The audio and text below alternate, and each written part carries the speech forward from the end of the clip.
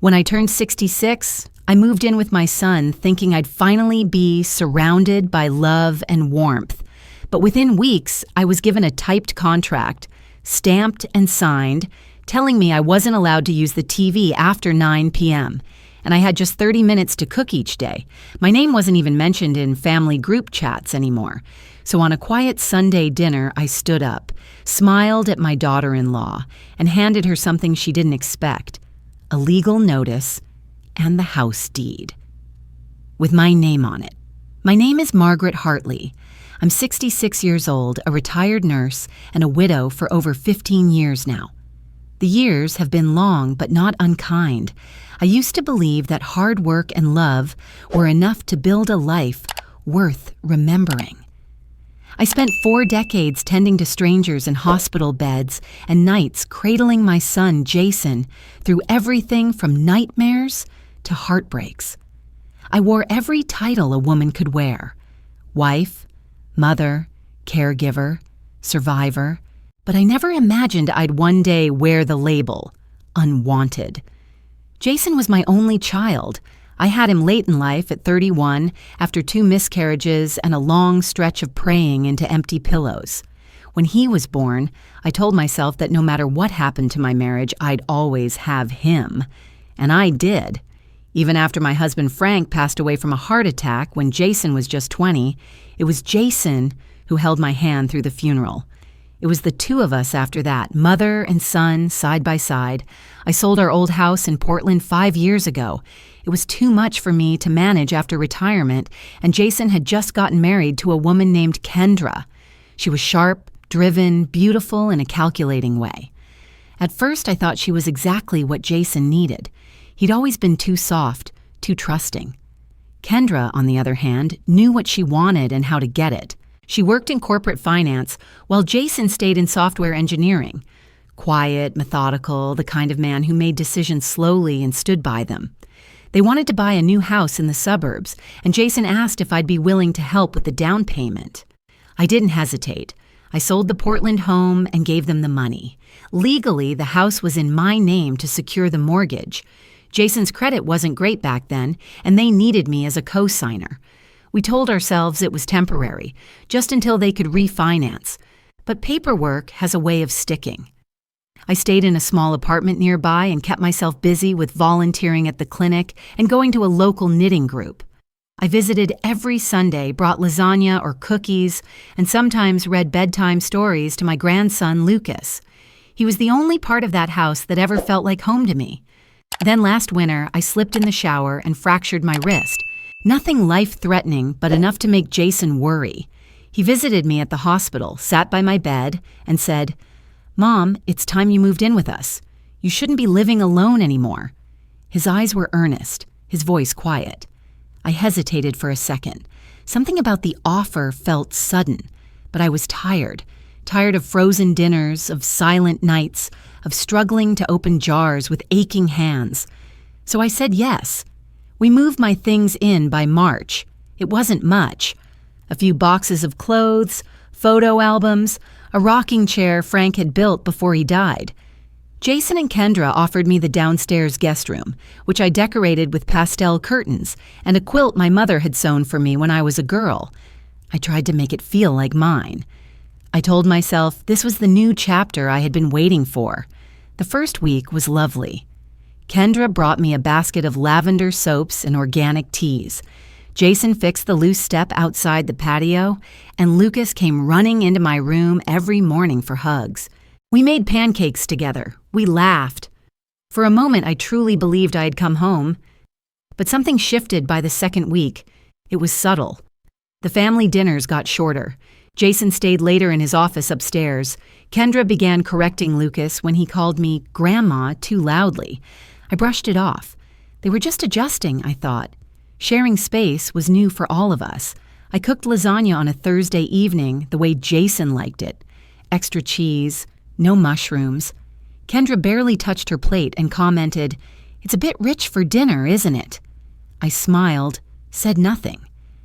I noticed they kept using the phrase, "your room," when talking about where I was staying, as though the rest of the house belonged to someone else. Still, I convinced myself it didn't matter. I was with family. That was supposed to be enough. Looking back, I realize now that love doesn't always die in screams and slamming doors. Sometimes it withers in silence, choked out by polite smiles and hollow gestures. I came here believing I would be cherished. Instead, I was beginning to fade into the wallpaper of a house I helped build. At first glance, Kendra was the perfect daughter-in-law, the kind who brought you lavender candles for your birthday and asked if you needed help carrying groceries. She called me Mom with a practiced warmth, the kind that sounded just believable enough to make you hope. She insisted I teach her how to make my famous chicken pot pie and told Jason, right in front of me, "Your mom's food is the real deal." I wanted to believe her. The first few weeks after I moved in, Kendra kept things polite and precise. She wrote up a weekly cleaning schedule, color-coded, printed, laminated, and stuck to the fridge with a magnet shaped like a smiley face. "So we're all on the same page," she said, as if a house could run like a conference room. I didn't mind at first. I've always liked order. But I quickly noticed I was the only one following it. Jason barely glanced at it, and Lucas was 5. He cared more about dinosaurs than laundry rotations. It felt less like a shared plan and more like an assignment handed down to me. Then came the kitchen rules. Kendra replaced the stove's knobs with a child lock system to keep Lucas safe, though she never once used it herself. I came down one morning to find the spice rack rearranged. My paprika, cumin, and coriander, relics of recipes passed from my grandmother, were tucked into a high cabinet labeled "Strong Odors, Use with Permission." I found that label oddly specific. One afternoon, as I simmered a pot of pho, a comfort dish I'd learned from my Vietnamese neighbor years ago, Kendra walked in and said with a tight smile, "Mom, the smell's really strong. Maybe next time use the back burner and open a window." That same week, the door to the pantry, once easily accessible, suddenly had a keypad lock installed. "For inventory control," Kendra explained, as though we were running a warehouse, not living in a home. She handed me a Post-it with the code, then reminded me, "Please don't share this with Lucas. He tends to sneak snacks." The kitchen wasn't the only place shrinking around me. Lucas, who used to crawl into my lap every morning with his stuffed tiger, now hesitated at the doorway. Once, after school, he ran into my room holding a drawing. It was a picture of the two of us holding hands under a rainbow. Before I could even tape it to the wall, Kendra called him sharply from the hallway.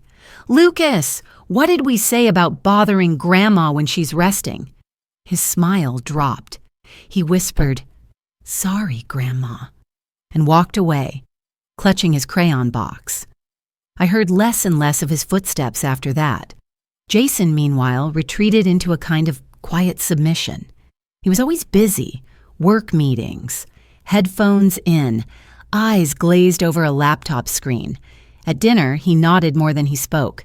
If I brought up anything uncomfortable, like the new locks or how Lucas was being kept at arm's length, he would say, "It's just an adjustment, Mom. We're figuring it out." But I could tell. Kendra had taken the lead in everything. She was efficient, polished, and knew how to run a house like a quarterly report. She reminded Jason to call his boss back, managed Lucas's preschool applications, and signed off on every grocery order. I was slowly becoming a visitor in a place I was meant to call home. There were no yelling matches, no cruel words, just absence. Conversations that stopped when I entered the room. Plans made without me. Holidays that suddenly became too busy to host.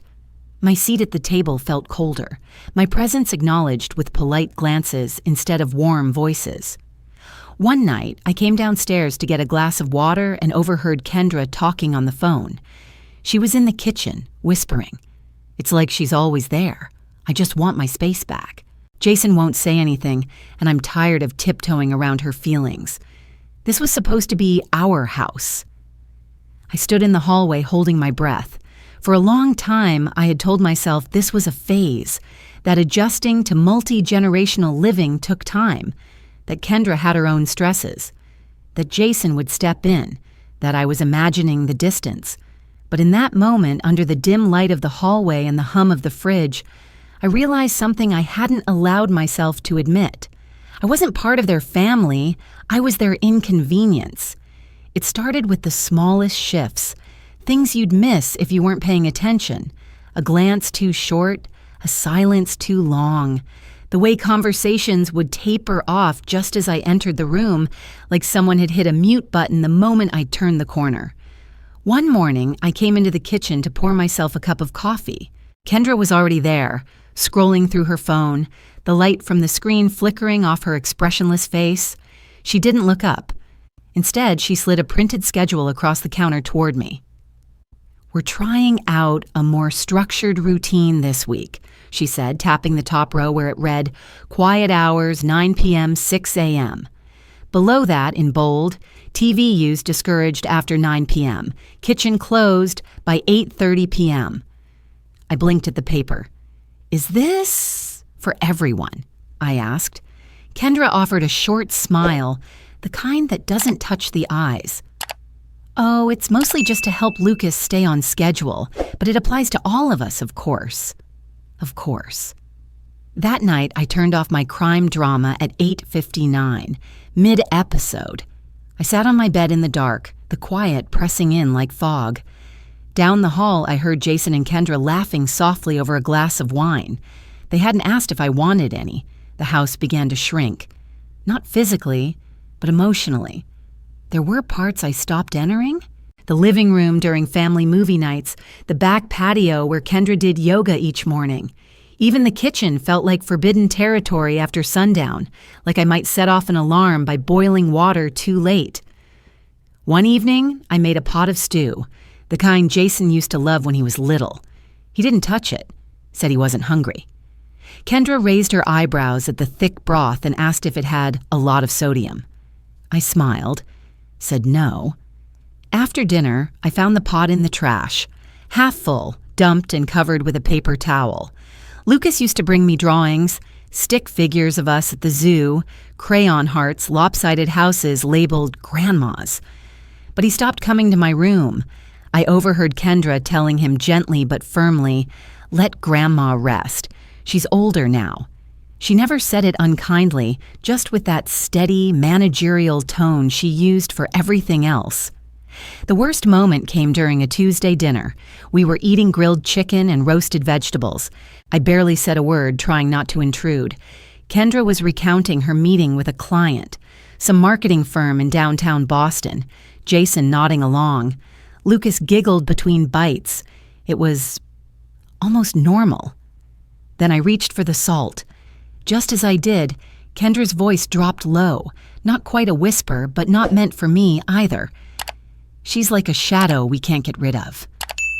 The fork in my hand paused midair. My ears rang. For a moment, no one spoke. Then Jason chuckled, nervously. "Kendra."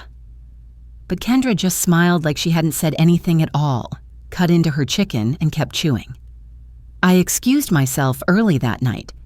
In my room, I sat in the dark again, the TV off, the silence louder than any dialogue. I tried to remember the last time someone had hugged me in this house. I couldn't. That night, I went through an old photo album. There was Jason at 5 missing his 2 front teeth, Jason at 12 standing proudly in his science fair shirt, Jason on graduation day, my hand on his shoulder, and Jason holding Lucas as a baby with me beside him, teary-eyed and smiling. I closed the album. Somehow, in the house I helped fund, on the couch I once chose, with the family I once held together, I had become a guest, a tolerated inconvenience. There were no cruel words. That would have been easier to fight. Instead, there was indifference, shrinking roles, sanitized politeness, and now, schedules. I knew then that something was coming, a shift I could feel in my bones, like the barometric pressure before a storm. But I wasn't ready for just how far it would go. It was a Tuesday morning, cool and gray, the kind of morning that usually made me want to bake something warm. The scent of cinnamon always helped with days like that. But before I could even reach the pantry, Jason knocked on my door. He didn't wait for me to answer. He just opened it gently, holding a manila folder like it was a peace offering. His face was tense, but not angry. Nervous, almost. "Mom," he started, sitting down at the edge of my bed. "Can we talk for a sec?" I set down the mug of tea I'd barely touched. "Of course. What's going on?" He took a breath and handed me the folder. Inside were 4 crisp pages, typed in 12-point font stapled neatly at the top left corner. The title made my stomach tighten. House Conduct Agreement. I looked up. "What is this?" Jason scratched the back of his neck. "It's just something Kendra and I talked about. Guidelines, to help things run smoother. Having 3 generations under one roof, it's an adjustment for all of us." I began to read. Page 1, Living Area Etiquette. No television use after 9 p.m. to respect family quiet hours. All personal belongings to remain in assigned bedroom areas. Limit kitchen use to a maximum of 30 minutes per session. Page 2, Guest and Visitation Policy. No outside guests allowed without prior 72-hour notice and approval. No overnight guests permitted under any circumstance. Common spaces are to be reserved for nuclear family usage after 7 p.m. Page 3, Parenting Boundaries. Refrain from offering unsolicited advice regarding child rearing. Do not intervene during disciplinary actions. All suggestions regarding Lucas's routines to be directed through Jason. Page 4, General Expectations. Maintain cleanliness in shared spaces. Communicate schedule changes via family calendar. Refrain from storing food items outside designated areas. At the bottom was a signature line. Under it, Margaret Hartley, resident, non-owner. My throat tightened. "Resident?" I asked, holding up the page. Jason waved his hand quickly. "That's just legal wording, Mom. It doesn't mean anything. You're still family. It's just Kendra's idea. She says putting things in writing avoids miscommunication." I stared at the paper again. My hands had started to tremble. "Is this how you two see me now?" I asked, voice quieter than I meant it to be. "Someone who needs managing? Like a tenant?" Jason's eyes darted toward the door. "No, Mom, it's not like that. It's just, since you moved in, there have been a few tensions. You and Kendra aren't always on the same page. And Lucas, he's picking up on the friction. We just need clearer boundaries." Boundaries. That word echoed in my head like a slammed door. I looked down at the page again. The words blurred for a moment, and I realized my eyes were stinging. I hadn't even noticed I was holding my breath. Jason leaned forward. "Please, Mom, just sign it. It'll make things easier for everyone. Kendra feels like she's walking on eggshells and I'm stuck in the middle. This way there are no surprises, no misunderstandings." I wanted to scream, to ask him where this version of him came from. The boy who used to climb into my lap when the thunder scared him was now asking me to sign away my voice in his house, the house I helped buy. But I didn't scream. Instead, I reached for the pen on my nightstand. My hand hovered for a second. Then I signed my name. Jason let out a breath of relief. "Thank you, Mom. I promise this will help. Things will get better." He left the room a minute later, the signed paper in hand, like a contract signed between strangers. I sat there for a long time, unmoving. The sun never came out that morning. The clouds just hung low and heavy over the neighborhood, like a blanket too thick to breathe through. I didn't bake that day. I didn't do laundry. I didn't even turn on the TV. That night, I stared at the ceiling, remembering every time I'd given something up for Jason. The overtime shifts, the nights without sleep, the house I sold, the money I gave, the life I'd built around his needs, always thinking it was love. Now it was policy. The days after I signed the agreement felt like I was living someone else's life, in a house that used to be mine. I began to lose my voice. Not literally, but in every conversation, my opinions were brushed aside like dust on a shelf. I found myself speaking less and less at the dinner table, not because I had nothing to say, but because no one was listening anymore. The warmth and laughter I had once cherished now felt like distant echoes in a hollow room. One evening, I decided to make Lucas's favorite soup, a rich, creamy chicken and vegetable stew, a recipe I'd perfected over the years. I spent hours chopping carrots, simmering broth, and seasoning it just right. When I brought the steaming bowl to the table, I saw Kendra's eyes narrow.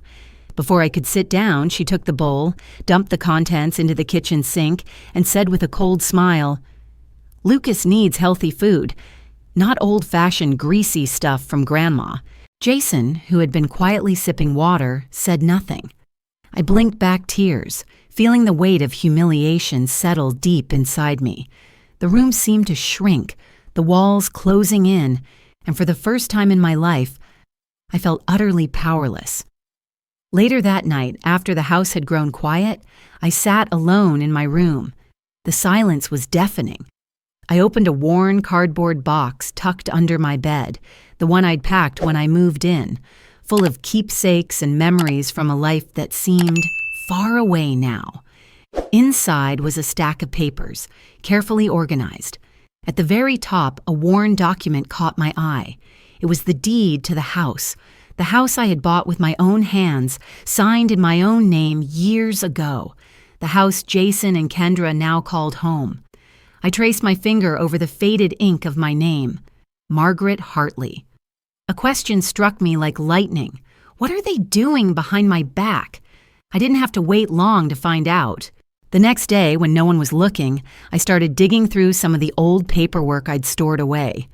Bills, letters, mortgage statements, and some things that didn't make sense. Notices from a financial company, letters about refinancing, and something called power of attorney. I wasn't sure what all of it meant, but the words refinance and power made me uneasy. That night, my thoughts raced. I tried calling Jason, hoping to really talk, but he was always too busy or in meetings. Kendra's responses were polite but distant when I asked about the papers. I felt invisible, like a ghost haunting a home she once ruled. I remembered the dinner table that night, the crushed hope, the discarded soup, and the weight of that word, resident, stamped on the agreement I signed. It wasn't just a word. It was a verdict. I was no longer the heart of this family. I was a tenant in my own home. I cried for hours, not from anger, but from a deep, aching loneliness. Memories of the years spent building this family, of the sacrifices I made, flashed through my mind like a montage of grief.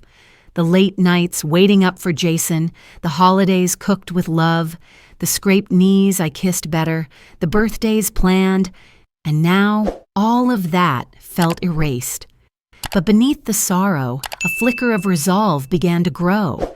If this was how they saw me, if this was how they treated me, then I needed to understand why, and more importantly, I needed to reclaim my place. For the first time since moving in, I made a silent promise. I would find out what was really going on, behind closed doors, beyond the polite smiles, and I wouldn't let this house or this family forget who I was. The next morning, after a restless night filled with swirling thoughts, I made a decision. I needed to know the truth. I wasn't going to sit quietly in the shadows anymore, pretending everything was fine. If this house was no longer mine in practice, I needed to understand how and why. I started by pulling out every piece of paper I had related to the house. The deed was there, clear as day, with my name signed as the sole owner.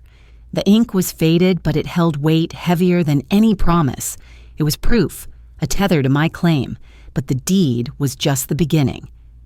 Remembering an old friend, Susan, a retired lawyer who had once helped me navigate some legal paperwork, I gave her a call. Susan was sharp and no nonsense. When I explained the situation, she didn't hesitate. "You need to check if there have been any transfers, liens, or changes to the mortgage or ownership papers," she said, "and get a title search done. There's more here than meets the eye." Over the next few days, I quietly began to investigate. I checked online property records and found the same deed under my name. But then, through a slip of information Susan helped me find, I discovered something disturbing. Jason and Kendra had recently set up a company, a small LLC, with Kendra as the registered owner. Digging deeper, I saw notices of attempts to refinance the mortgage, this time through the company's name. But here was the catch. They needed my signature to transfer ownership legally. They couldn't do it without me. That's when it hit me. All those restrictions. The house conduct agreement, the whispered conversations, the cold shoulders. They weren't just about boundaries or family adjustments. They were about controlling me, about keeping me sidelined until they could push me out without resistance. Susan explained it clearly. By having you sign on things like conduct and boundaries, they're building a case. They want you to appear unstable, difficult, or uncooperative. It's a classic strategy. If you resist the ownership transfer, they can argue you're a disruptive presence. I felt a chill run down my spine. The people I loved were planning to use me like a pawn. But this knowledge sparked something else inside me. Anger, yes, but also clarity. They underestimated me. Over the following nights, I sifted through my old boxes and files. I found unopened mail addressed to Jason and Kendra, but delivered to our house. Bank statements, legal documents, loan notices. There was one letter from a financial firm about power of attorney forms they wanted me to sign. I didn't want to sign anything, not without understanding. Kendra's smile, once warm, now felt like a mask hiding intentions I never saw coming. Jason, my son, was caught between loyalty to his wife and his mother. He chose silence and absence. And me? I was left to piece together the truth on my own. I decided to keep a journal, writing down every detail, every suspicious moment. If this was a game of chess, I was going to play it smarter. I began cataloging the documents, the emails, and the conversations. I made notes on times when I was excluded from family decisions, and when Kendra changed something without telling me. I even started recording short videos on my phone, not to expose anyone just yet, but to remind myself I was still here, still watching. One evening, Susan called with an update. I pulled some more strings. If you want, I can help you contest any unauthorized transfers, but you have to be careful. Don't confront them yet. Gather evidence. The more you have, the stronger your position. I thanked her and hung up, feeling a mix of relief and determination. For the first time since moving in, I felt like I was fighting back. Not with anger, but with knowledge. They thought I was a fading shadow, but shadows can stretch and grow when the light shifts. I wasn't going to disappear. The house was quiet that Thursday afternoon, eerily so. Jason had taken Lucas to a friend's birthday party, and I assumed Kendra was upstairs, catching up on work. I moved silently around the kitchen, organizing my folder of documents, hiding them behind a row of cereal boxes in the pantry, where I knew no one would look. As I made my way back toward my room, I heard a voice. Not loud, not sharp, just low, controlled. Kendra's. I paused by the staircase. Her office door was cracked open, and her voice floated down like a bitter draft. "I can't keep cleaning after his mother," she whispered. "She leaves her coffee spoon in the sink like it's the 1980s. It's disgusting." There was a pause. Then, softer, but sharper. "She doesn't belong here. I want my home back." I froze. Every muscle in my body went still. Another voice came through faintly. Kendra's mother, I assumed. I couldn't hear her exact words, but the tone was soothing, enabling. The way someone speaks when they agree with everything being said. Kendra again. "Jason won't do anything unless I push. He still thinks she's helpless. But she's not helpless. She's manipulative. Always trying to get Lucas on her side. Always lingering, like a shadow. She's always there." I took one step back, my heel barely making a sound. She continued, "I'm tired of this. This isn't how I imagined raising my child. It's supposed to be me, Jason, and Lucas. not her hovering in the background, watching our every move. I want my space, my kitchen, my family. I walked quietly down the hall, my heart thudding like a drum inside my chest. I made it to my room and closed the door slowly, careful not to let the latch click. I sat on the edge of my bed and let the silence wash over me. I wasn't crying. Not yet. The pain hadn't hit the surface. It was still gathering somewhere deep inside, turning from disbelief to understanding. All this time, I thought I was fighting to protect my rights, my name on the deed, my place in the family.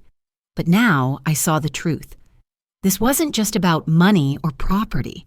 It was about pride, about territory, about control. Kendra never saw me as part of the family. Not truly. Not as a mother-in-law or a mentor or even a neutral presence. She saw me as an intrusion, a threat to her carefully curated life. I wasn't just taking up space in the house. I was taking up space in her marriage, her parenting, her identity as the woman in charge. Every cold smile, every schedule taped to the fridge, every silent dinner. They were all pieces in a puzzle I hadn't fully seen, until now. She wanted her version of a perfect home, and I didn't fit in the picture.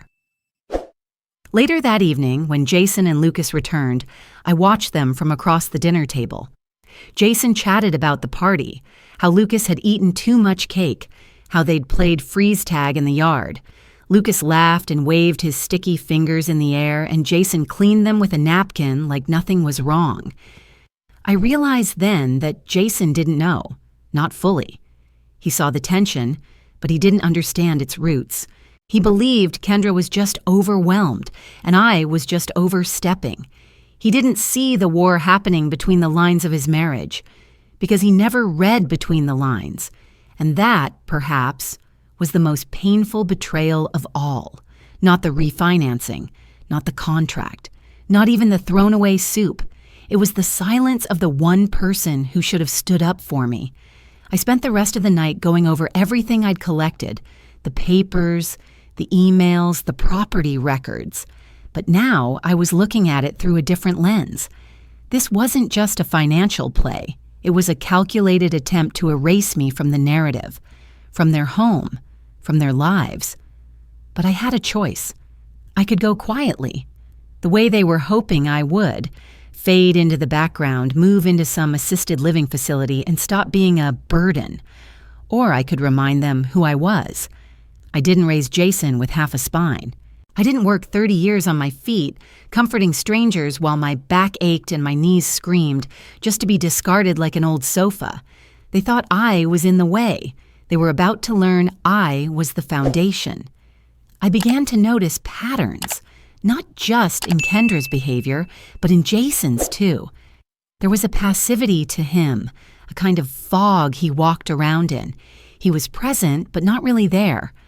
I'd speak to him at dinner, ask about his day, or offer to help with Lucas's homework, and he'd nod distractedly, eyes still fixed on his phone or the TV. If Kendra interrupted, even mid-sentence, he would pivot instantly, as if her voice carried the final authority. It dawned on me slowly.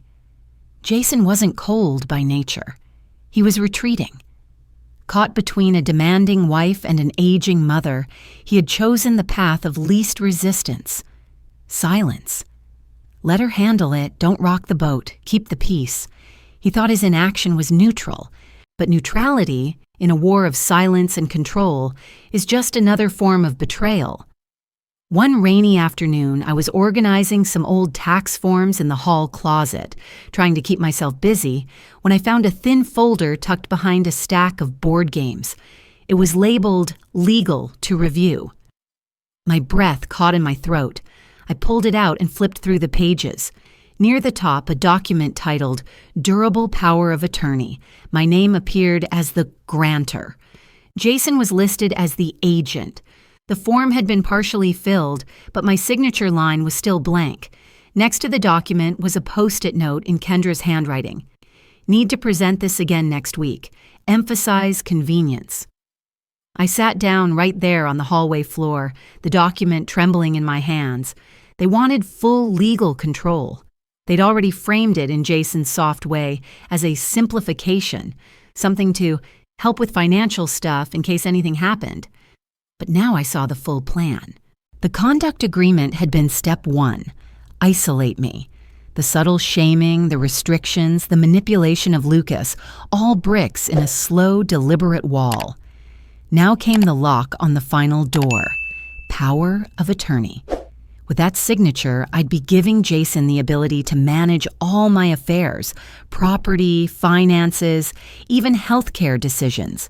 And with Kendra behind him, whispering strategy like a lawyer playing chess, that control wouldn't be used gently. It would be the final erasure. My name might still be on the deed, but my voice would be gone. I placed the papers back carefully, exactly as I'd found them. If they were planning a trap, I needed them to think it was still working. But in that moment, something hardened in me. They didn't want a mother. They wanted an exit strategy. That evening, I watched Jason as he sat at the dinner table, scrolling through his phone, while Kendra cut Lucas's chicken into precise little cubes. The scene was so ordinary, so suburban, it would have looked perfect from the outside. But beneath that glossy image was a rot I could no longer ignore. Jason looked up briefly. "Everything okay, Mom?" I smiled. "Of course, dear." I wanted to scream. I wanted to shake him and ask how he could sit there, week after week, while his wife drew invisible lines around my existence, like I was an inconvenience they forgot to throw out with the recycling. But I didn't scream. I took another bite of my food and nodded politely, because now I had information. Now I had leverage. Later that night, I made a copy of the power of attorney document. I scanned it with the portable app Susan had shown me. Then I emailed it to her with a single sentence: "They're preparing to erase me. I won't let them." She responded within 20 minutes. "We'll build a case. Quietly. Don't confront yet. Keep collecting. They're not as smart as they think." I looked around my room that night. The pastel curtains, the worn quilt, the old photos of Jason as a boy, and realized I wasn't sad anymore. I was ready. There's a moment after the pain settles but before revenge begins, when clarity sharpens like glass. That's where I found myself, not angry anymore, just focused. Like a nurse preparing for a long procedure, I checked every step twice. Gloves tight, eyes steady. I wasn't going to fight them with shouting or guilt. I would fight with precision. The first step was financial. I had a savings account, one Jason had helped me set up years ago after Frank passed. It contained $50,000 in survivor benefits, most of which I never touched. I'd let Jason manage the account, mostly out of trust, partly out of habit. I assumed he was simply helping his mother stay organized. Now I knew better. I logged into the bank website one morning while Kendra was at yoga and Jason was driving Lucas to school. Thankfully, the password hadn't changed. The balance was intact. I transferred the entire amount into a new private account I had opened the day before under my name only. I left no trace, no email notifications, no alerts, just a quiet migration of the only financial control they hadn't already taken. Next came the living arrangement. Susan had helped me research senior-friendly rentals in the area. Nothing fancy, just a small one-bedroom with big windows and a walking path outside. The landlord was kind. The neighbors were quiet, and it was only 20 minutes from Lucas's school. I signed a short-term lease under a pseudonym, Margaret Hale, a name I once used for library cards when I wanted to avoid junk mail. The apartment would be ready by the end of the month. That gave me 2 weeks. 2 weeks to gather my belongings. 2 weeks to plan my exit. 2 weeks to make sure they never saw it coming. But I didn't want to just disappear. I wanted them to remember. So I planned one last dinner. It would be Lucas's early birthday celebration. His real birthday was still 3 weeks away, but I framed it as a sweet surprise. "A little grandma party," I told Kendra. "Just us." Jason was delighted. Kendra didn't blink. Perfect. I spent the next several days playing my part to perfection. I folded towels, I watered plants, I smiled during dinners. I even apologized to Kendra one morning for using too much olive oil in the omelet. She waved it off with a tight grin. We all have to adjust, right? I nodded. Adjust, indeed. In the evenings, I packed slowly, quietly. Books, photographs, trinkets. I wrapped each item in old sweaters and slid them into storage bins labeled donation so no one would question it. I moved the bins into my car during midday hours when no one was home. I even made a spreadsheet. Who would get what when I left? What documents I'd need to bring? What utility bills had my name on them? Jason didn't notice anything. Neither did Kendra. Did E. But Lucas, he did. One afternoon, he poked his head into my room and looked at the half-empty bookshelf. Grandma, are you going somewhere? I knelt down, heart tight. Not just yet, honey, but someday soon I might have a new little place of my own, just like you have your room. He tilted his head. Will it have cookies? I laughed softly. The best cookies. He smiled, hugged me, and ran off. That hug would carry me through everything that came next. As the dinner night approached, I finalized every detail. I bought Lucas a small present. Nothing extravagant, just a box of dinosaur puzzles he'd been eyeing. I made his favorite spaghetti and meatballs. I even baked a small cake shaped like a volcano with red icing for lava. The table was set. The house was spotless. My phone was hidden under a napkin, recording everything in case I needed it later. Jason arrived first, flowers in hand. This is sweet of you, Mom. Kendra followed, holding Lucas's hand, perfectly composed. The night unfolded like a family sitcom. Laughter, candles, cheerful toasts. Kendra even complimented the pasta. And all the while, beneath my smile, my heart beat steady. Not from fear, but from resolve. They didn't know it yet, but this would be the last dinner I ever served in this house.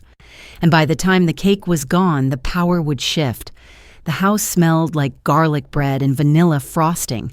Lucas was buzzing with excitement, bouncing in his seat, his fingers tapping the edge of the table as he waited for the cake. Jason leaned back, wine glass in hand, laughing at something Lucas said about a lava explosion. Kendra, dressed in her weekend cashmere, smiled through her perfectly painted lips, nodding like the proud mother she wanted the world to see. Everything looked picture perfect. The dining table was dressed in a blue dinosaur-themed tablecloth. Balloons floated lazily near the ceiling. I had laid out every one of Lucas's favorite dishes: mac and cheese, chicken nuggets cut into stars, and a jiggly green Jell-O mold he thought was alien food. The spaghetti and meatballs were already half gone. Kendra had even taken a second helping.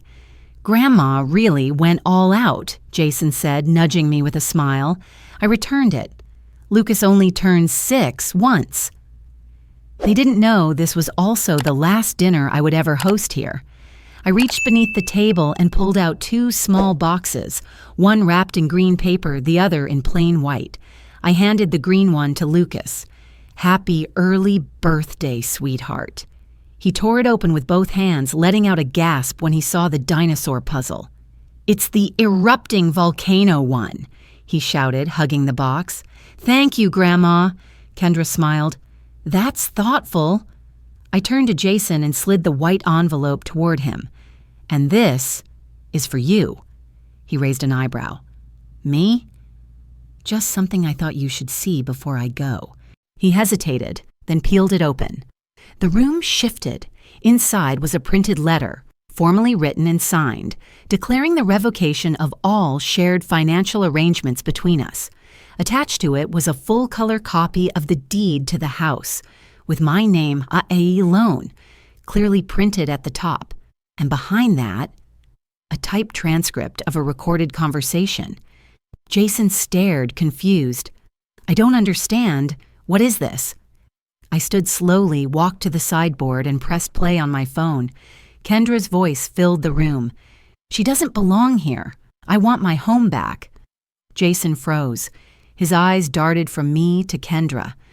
Jason, I said softly, I found this while organizing some files, along with the power of attorney form, and some refinancing documents that listed Kendra's company as the new owner.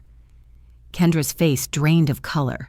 "I never—" she started, but Jason held up a hand. He turned to her, eyes narrowing. "You told me this was just a backup plan. You said she agreed to all of it." I didn't know she recorded." "I didn't have to," I said, voice calm. "You left enough traces." The room fell into a heavy silence, the kind that weighs more than sound. I continued. "I know what you were planning, and before you go spinning this into something else, Jason, look at the dates on those documents. This wasn't a mistake, it was a strategy."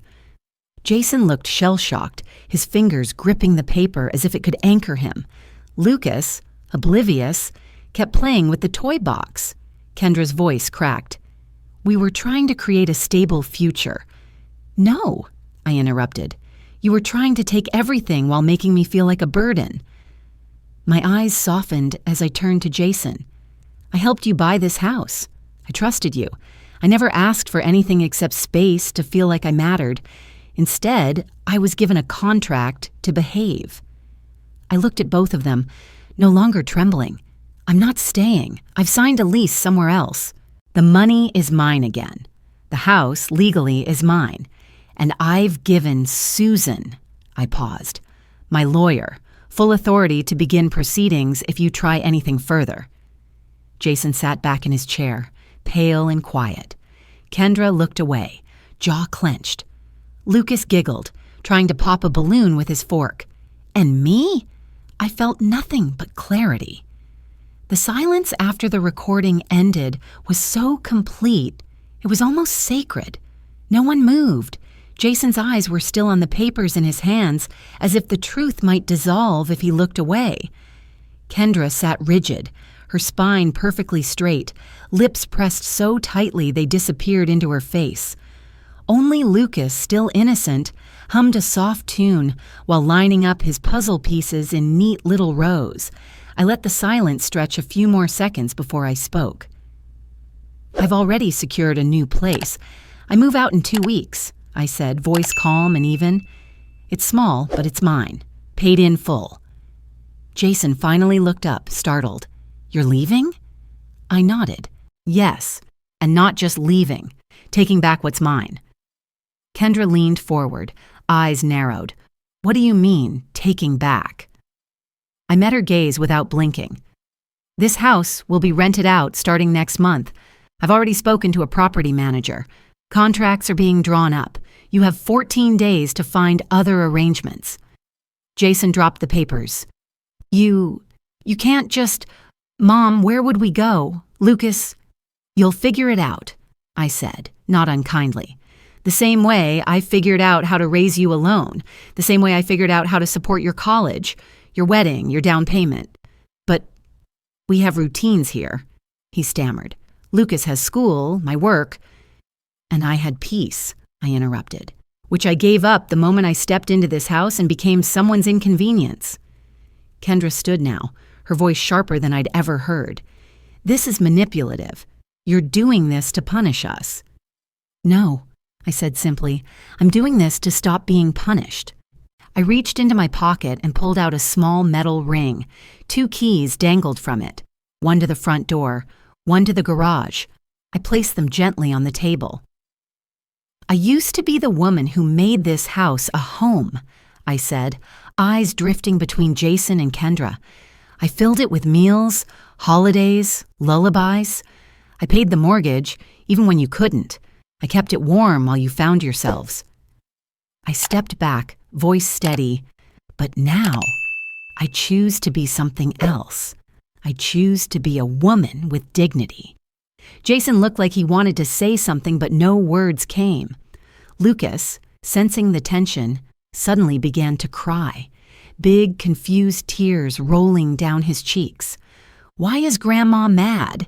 he asked, looking from one adult to the next.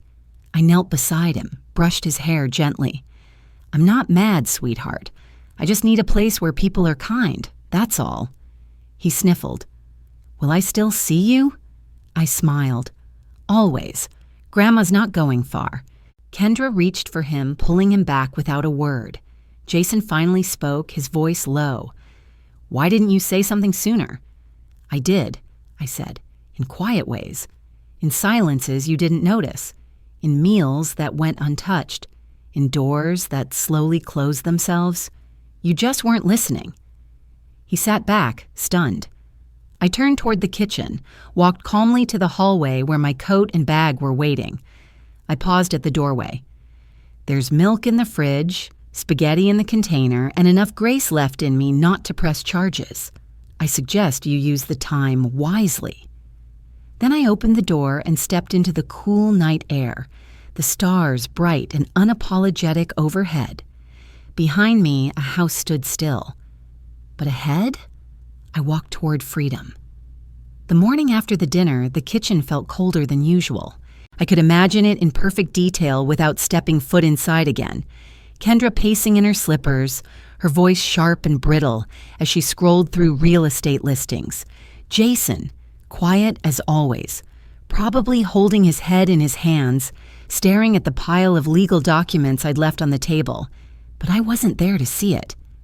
I had checked into a short-term rental the night before, a modest place with cream-colored walls and a balcony that overlooked a small park. The air was quiet, the furniture smelled like lemon polish, and for the first time in years, the silence didn't feel like exile. It felt like ownership. Still, my phone buzzed nonstop. Messages from Jason poured in all morning. "Mom, please, let's talk."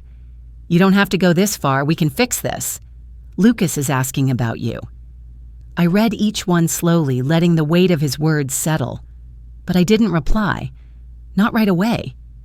By mid-afternoon, Kendra called. Her voice, usually composed, was tight and breathless. "Margaret, this doesn't have to be so dramatic. We were just trying to set boundaries." Boundaries. That word again. Always used as a shield for cruelty delivered politely. "We can renegotiate the agreement," she continued. "Drop the conduct clause, even revisit the house title. But please don't throw us out. Lucas needs stability." I didn't yell. I didn't weep. I simply said, "I gave you chances, not once, not twice, but for months. This isn't about punishment. This is about peace." Kendra paused. Then, for the first time, she dropped the act. "You're ruining your relationship with your son." "No," I replied. "You did that for me." She hung up.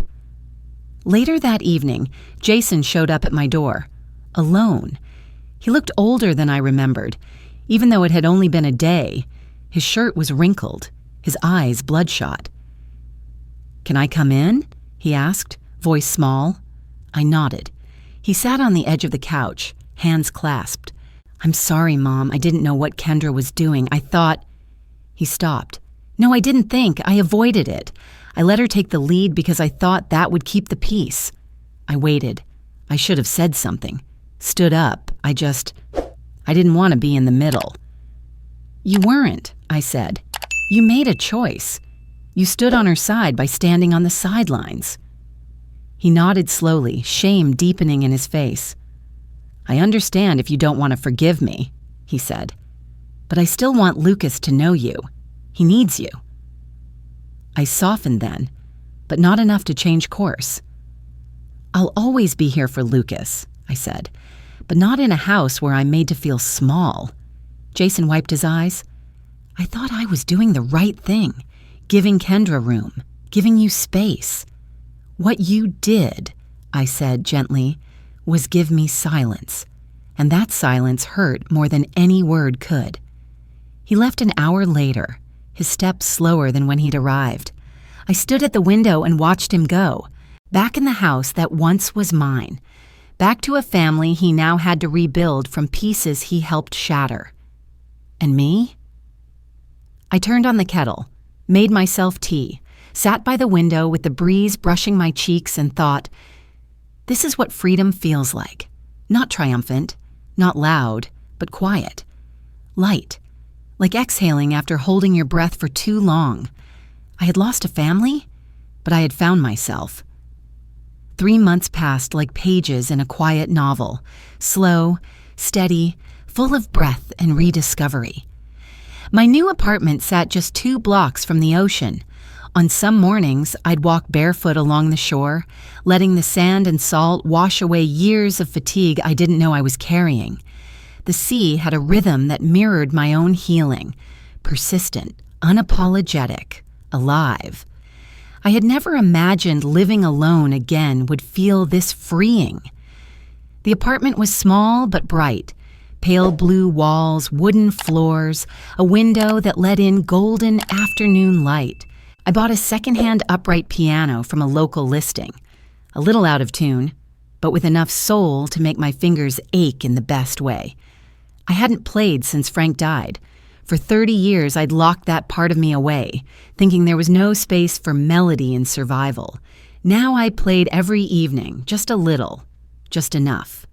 I enrolled in a local ceramics class, too, something I'd always meant to try but never had time for. The studio was tucked behind a bookstore, and it smelled like clay and lavender. The first bowl I made was crooked, lopsided, and absolutely perfect. I kept it on the kitchen counter to remind myself that beauty didn't need symmetry. I started a blog, not for followers or attention, but to speak, to write the words I had swallowed for years. I called it Still Becoming. My first post was short. I am not old, I am becoming something new. To my surprise, women started responding. Widows, retirees, mothers who had lost themselves inside other people's needs. They thanked me. Some cried, some wrote back with stories of their own, and for the first time in a long time, I felt heard. One evening at the ceramics studio, I met Judith. She was 71, sharp as glass, with silver hair she wore unapologetically wild. Her laughter was contagious, her sarcasm sharp, and her story heartbreakingly familiar. Her daughter had moved her into the garage, called it a private suite. The only thing private about it, Judith told me, was the way she cried at night. We bonded instantly, over tea, over clay, over years of being dismissed and diminished. We joked that between the two of us, we had enough stories to write a book called Polite Exile, and then we started planning. "Let's go somewhere," Judith said one afternoon, her hands covered in white glaze. "Somewhere no one tells us we're too much or too old." We booked a train trip up the coast, just a weekend. Monterey, then Half Moon Bay. We stayed in quaint inns, ate too much seafood, and took long walks without having to ask permission. We laughed like teenagers. We told strangers our names were Marge and Jude, rebellious versions of ourselves. I sent Lucas a postcard from every stop. Jason and I still talked. Cautiously, kindly. We were rebuilding something fragile, like porcelain after a crack. He apologized again over coffee, this time with real sorrow in his eyes. I believed him. Kendra didn't come, and I didn't ask about her. Lucas called once a week. His voice was sunshine. "Grandma, did you see the jellyfish?" "Grandma, when will you teach me piano?" "I will, sweetheart," I'd say. Soon. I didn't need to live in that house to love him. I could be his lighthouse from here. Steady, glowing, never intruding. I wasn't anyone's burden now. I wasn't anyone's silent shadow. I was a woman with her own front door, her own bank account, her own voice. And for the first time in decades, I woke up each day not wondering how to please others, but how to please myself. I posted it on a rainy Tuesday morning. It wasn't long, just a few hundred words, but it carried a weight I had been holding for years. When love turns into obligation, dignity dies. Don't let anyone make you a guest in your own story. I didn't expect it to go viral. By the end of the day, over 10,000 people had read it. By the end of the week, there were comments from women across the country. Some were daughters, some were mothers, some had been both. They wrote, "This was my mother's story, but she never found her voice. I didn't realize I was doing this to my mom. Thank you for the wake-up call. I left my son's house last year. I thought I was alone. I'm not.